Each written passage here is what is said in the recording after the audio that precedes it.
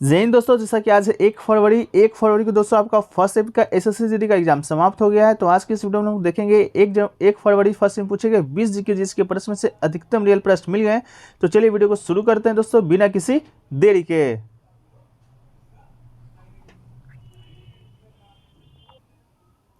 तो देखिए दोस्तों, पहला जो प्रश्न आपसे पूछा गया था वो पूछा गया था आपका कि अर्थशास्त्र के रचयिता कौन है। ठीक है, ये क्वेश्चन आपसे पूछा गया था। तो दोस्तों आपको बता दें कि अर्थशास्त्र के रचयिता कौन है, तो कौटिल्य इसका राइट आंसर आपका हो जाएगा। तो कौटिल्य इसका राइट आंसर आपका हो जाएगा। इसके अलावा कौटिल्य की बात करेंगे तो कौटिल्य का दूसरा नाम आपका विष्णुगुप्त है। इनके अलावा इनको चाणक्य कौटिल्य भी कहा जाता है। ये आपके जो चंद्रगुप्त मौर्य थे उन्हीं को शिक्षा दीक्षा प्रदान किए थे और मौर्य समाज का स्थापना करने में चंद्रगुप्त मौर्य का बहुत ही सहायता किए थे। और चंद्रगुप्त मौर्य का प्रधानमंत्री भी दोस्तों आपका कौन थे, तो चाणक्य कौटिल्य ही थे।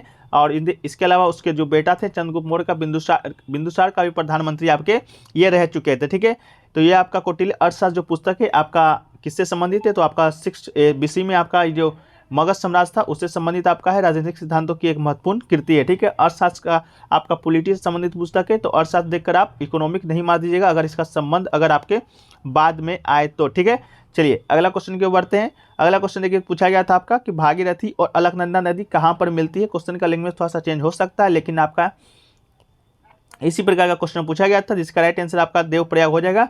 शायद आपका दिया गया था कि डैश और या अलकनंदा नदी देवप्रयाग में मिलती है, तो इसका राइट आंसर भागीरथी हो जाएगा। या भागीरथी और डैश नदी देवप्रयाग में मिलती है तो इसका राइट आंसर आपका अलकनंदा हो जाएगा। तो देवप्रयाग ओवरऑल आपका इसका राइट आंसर हो जाएगा। देवप्रयाग पंचप्रयाग की सूची में से एक है जहां अलकनंदा और भागीरथी की पवित्र धाराएं मिलती है और उसके बाद नदी को गंगा कहा जाता है। देवप्रयाग के प्रमुख स्थलों में से एक रघुनाथ जी का भी पवित्र मंदिर है।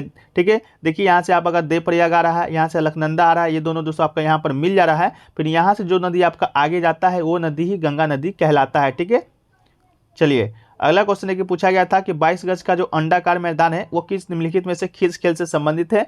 तो इसका राइट आंसर दोस्तों आपका क्या हो जाएगा, क्रिकेट हो जाएगा। ठीक है, क्रिकेट से रिलेटेड दो आपका और शब्दावली है, बल्ला है, गेंद है। और क्रिकेट में कुल कितने खिलाड़ी होते हैं, तो 11 खिलाड़ी दोस्तों आपका एक टीम में होता है। इसके अलावा 22 गज का पिच आपका क्रिकेट से संबंधित है।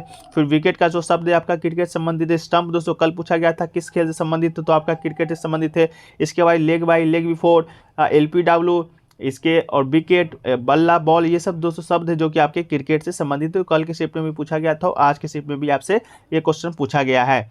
एक क्वेश्चन देखिए पूछा गया था दोस्तों आपका जुलाई 2022 में भारत के नए राष्ट्रपति कौन बने हैं, ये क्वेश्चन पूछा गया था। तो दोस्तों आपको बता दें कि जुलाई 2022 में भारत के जो नए राष्ट्रपति बने हैं आपके द्रौपदी मुर्मू जी बने हैं। तो द्रौपदी मुर्मू इसके राइट आंसर हो जाएंगे।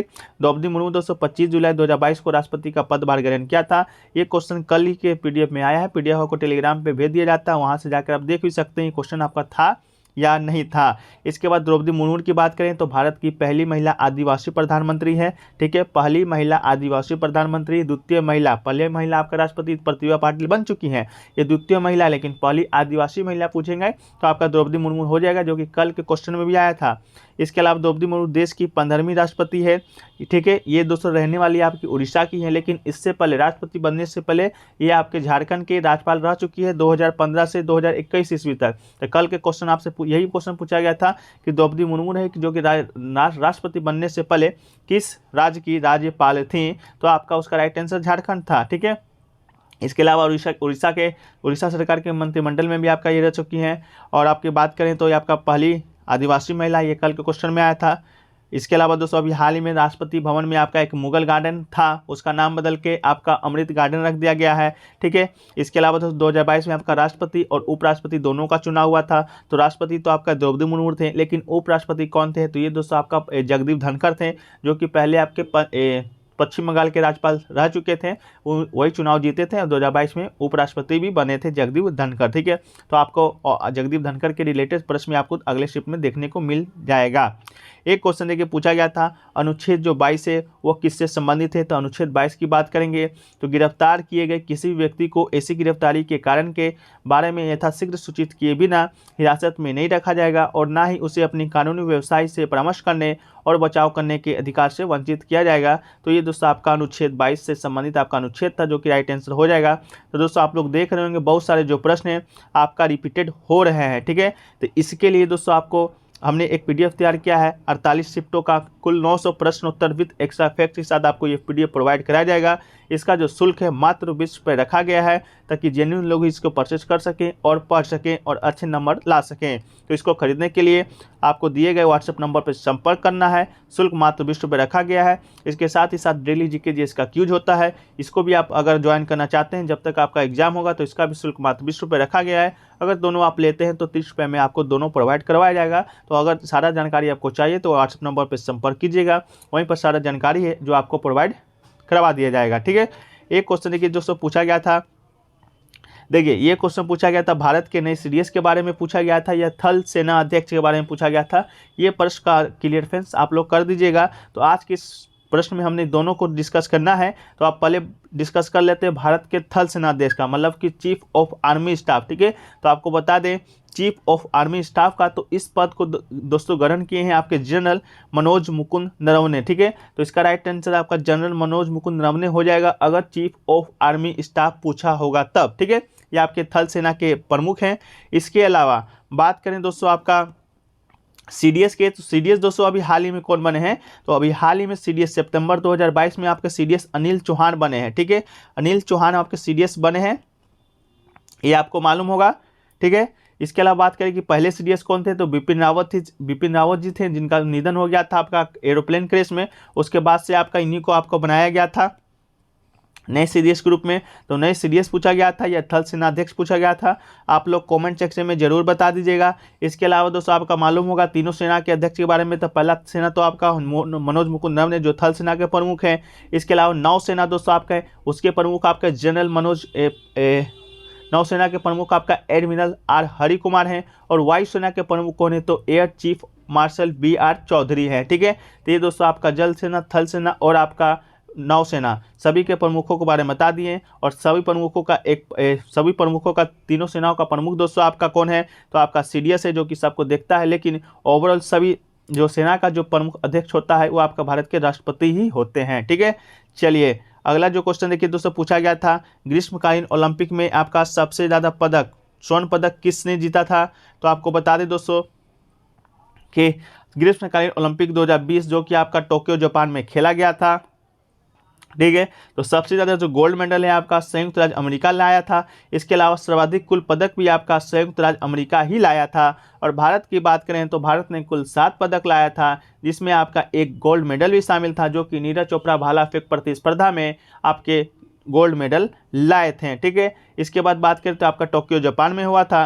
आप पदक तालिका की बात करें तो आप यहाँ पर देख सकते हैं संयुक्त राज्य जो अमेरिका है वो आपका 39 सोना लाया था, जो कि सबसे ज़्यादा था। 41 चांदी और 33 पित्तल यानी ब्रोंज, संपूर्ण जो मेडल आपका लाया था 113 लाया था। तो सबसे टॉप पर आपका संयुक्त राज्य अमेरिका था। चीन की बात करें तो सेकेंड स्थान पर था, 38 गोल्ड 32 सिल्वर और 39 ब्रोंज, और कुल मिलाकर 89 आपका पदक लाया था।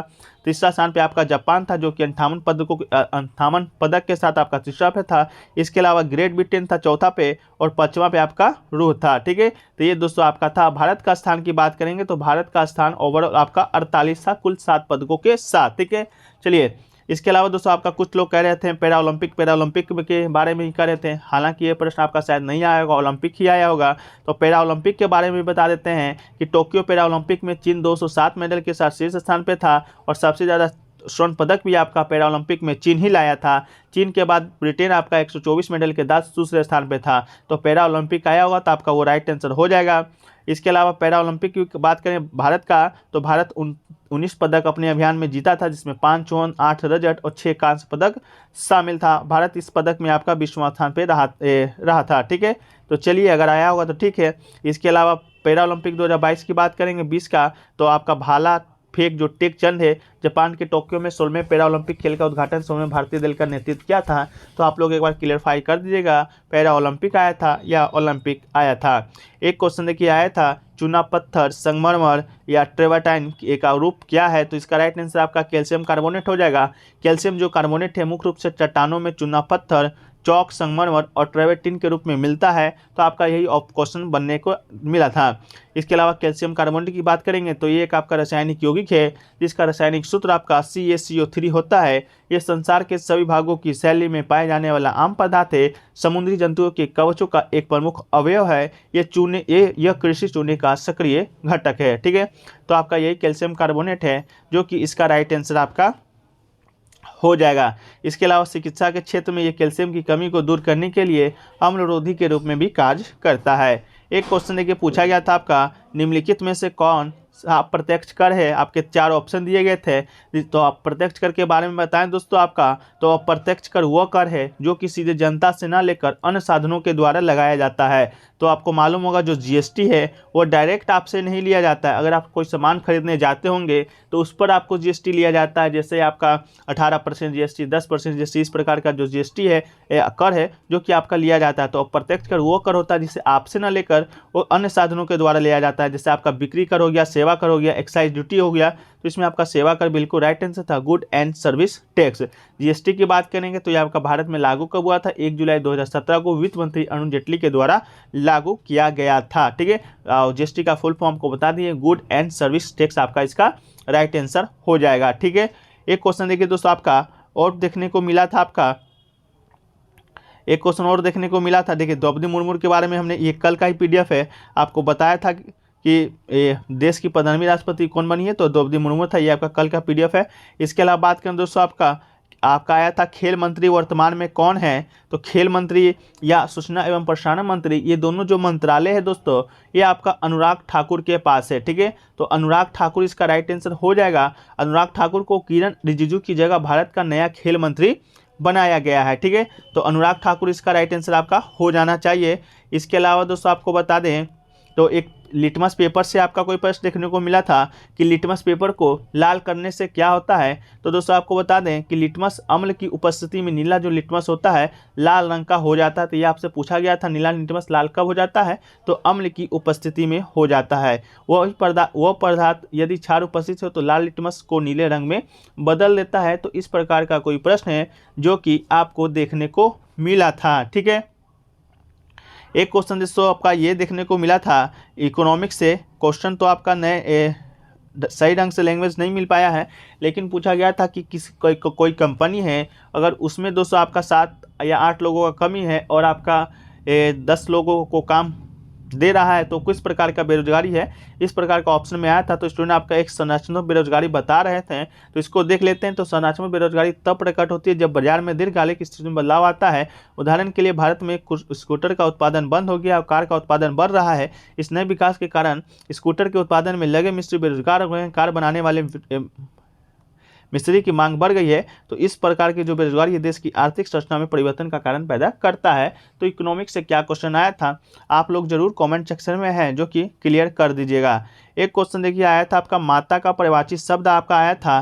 तो माता का परिवाची शब्द दोस्तों देखें तो क्या क्या होता है। तो माता के परिवाची शब्द में दोस्तों आपका जननी और महातारी, ये दोस्तों आपका माता का परिवाची शब्द होता है। तो इसमें से कोई एक ऑप्शन आपको देखने को मिलेगा। एक क्वेश्चन दोस्तों आपका आया था बिजली का परिवाची शब्द भी आपको देखने को मिला था। तो बिजली का जो परिवाची शब्द होता है आपका दामिनी, बिजुरी, क्षण प्रभा, चंचला, चपला, विद्युत और सौंदामणि या तरित, ये दोस्तों आपका बिजली का परिवाची शब्द आपका होता है। एक क्वेश्चन दोस्तों आपसे पूछा गया था, आपका मुहावरा पूछा गया था आसमान पर चढ़ना या आसमान पर चढ़ना मुहावरा का अर्थ क्या होता है। तो इसका अर्थ दोस्तों आपका ये होता है अपने आप पर अभिमान होना या फिर बहुत ही अधिक घमंड हो जाना। ये दोस्तों आपका क्या होता है, तो आपका आसमान पर चढ़ना मुहावरा का अर्थ आपका होता है। ठीक है, तो ये सभी क्वेश्चन दोस्तों आपके सेकंड शिफ्ट में फर्स्ट शिफ्ट में जो कि 1 फरवरी को देखने को मिले थे।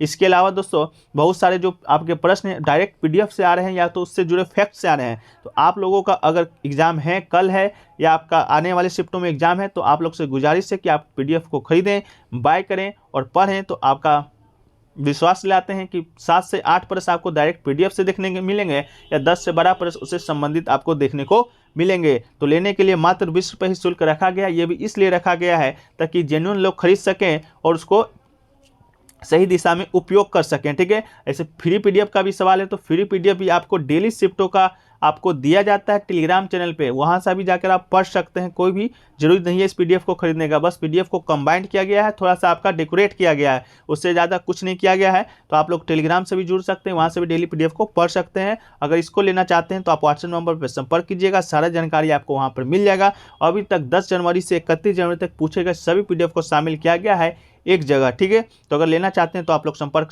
कर सकते हैं। इसके अलावा क्यूज का भी आप लेना चाहते हैं, क्यूज भी देना चाहते हैं डेली शिफ्टों पर आधारित प्रश्नों का, तो उसका भी आपको 20 रुपये शुल्क देना होगा। अगर आप दोनों लेते हैं तो मात्र 30 रुपये पेमेंट करके आप दोनों का लाभ है जो कि उठा सकते हैं। तो चलिए मिलते हैं नेक्स्ट ट्रिप के वीडियो में।